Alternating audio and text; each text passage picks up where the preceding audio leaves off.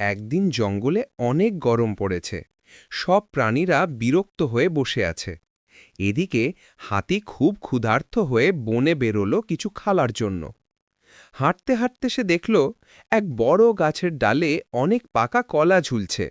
হাতি তো খুশিতে খুশিতে চিৎকার দিল। আহা, এত বড় কলার থোকা! আজ তো পেট ভরে যাবে।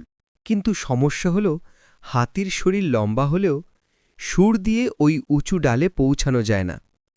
সে লাফ দিল, দাঁড়িয়ে দাঁড়িয়ে চেষ্টা করল, কিন্তু কোনোভাবেই কলা নামানো গেল না।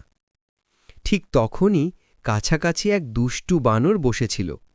সে হাসতে হাসতে হাতির দিকে তাকিয়ে বলল, এই মোটা ভাই, এত কষ্ট করছো কেন?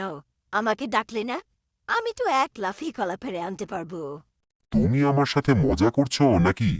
আমি হাতি, আমি চাইলে গাছটাই ফেলে দিতে পারি। গাছ ফেলবে? আরে গাছ ফেললে তো কলাও ভেঙে যাবে, খাবার যোগ্য থাকবে না। গাছটা চালাকিকে দিয়ে করাতে হয়। তাহলে তুমি আমাকে কলা নামিয়ে দাও, আমি তোমাকে ভাগ করে দেব। ঠিক আছে, তবে ভাগ সমান সমান হবে। অর্ধেক তুমি, অর্ধেক আমি।